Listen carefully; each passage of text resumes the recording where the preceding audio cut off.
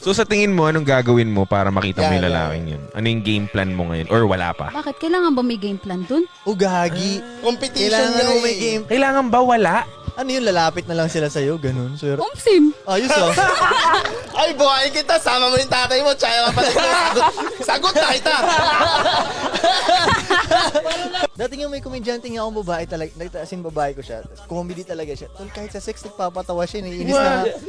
Okay lang ba yun? Hindi nga eh. Okay lang ba yun? Nahihito nga eh. Oo, di ba?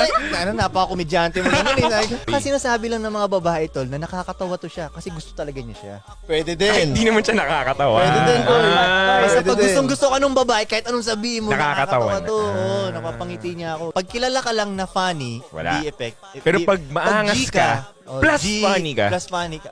Funny at maangas. Yun ang Yan ang magandang combo. Funny at funny Gusto at nyo ba? maangas. Kasi kapag bad mood ako, siya yung magla-lighten up ng mood ko.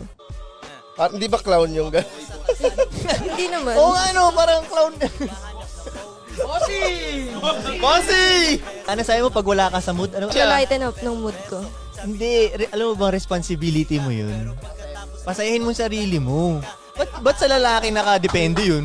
Ano pa, bakit may partner ako? O hindi naman ang taming trabaho pasayahin kayo. Sabi nga, wala mo sinabing gano'n sa Biblia. Ang trabaho namin mag-provide. Oh, ito si Eva, patawanin mo to ha.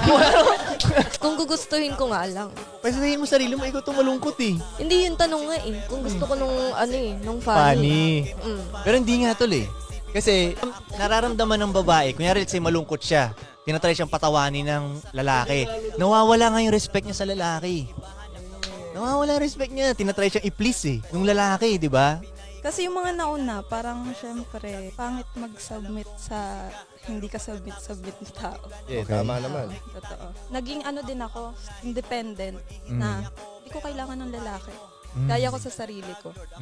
Tapos, dumating yung time na hindi ko pala talaga kaya. Okay. Kailangan ng lalaki. Yun yung point Diba? ko. Kaya hindi natin sila pwedeng sabihin, okay pumatol sa 20 plus. Ano nga, no? Galingan nyo lang pumili. Mas mahirap pumili kung 30 below. Kasi pag 30 plus, madali na siyang tignan. Walang resulta. Puta, 30 taong ka na sa mundong to. Wala ka pa rin resulta. 30 years ka na naglalakad around Earth, ah. Oo. Diba? Wala ka pa rin mapakitang resulta. Madali na ma-judge.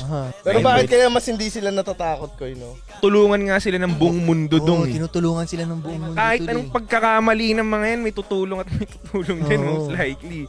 May charity pa nga para sa mga single mom. Oo nga, no. May charity ba para sa single dad? Oo nga, no. Wala, no. Wala nga word na single dad eh. Oo nga, no. Ang single dad daw, same lang yung napoproduce nila na effect kumpara sa kumpletong pamilya. Yup. Hindi Okay, katulad paano ng yan? single mom. Pag single Kulang. mom daw, kulang na kulang. Yung bata, lumalaking...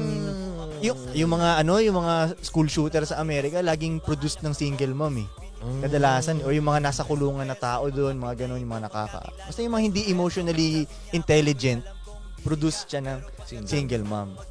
Pero sabi nila, based sa study, yung single dad at buong pamilya parang walang nagbago daw. So yun. Kaya nangyari, yung mga namamaril-maril doon sa Amerika, nakikita kasi nila yung mama nila na tuwing may problema, ang ginagamit na pang solusyon, emosyon. So sila din, tuwing nakaka-encounter sila ng problema, emosyon din gagamitin nila. Ganun na.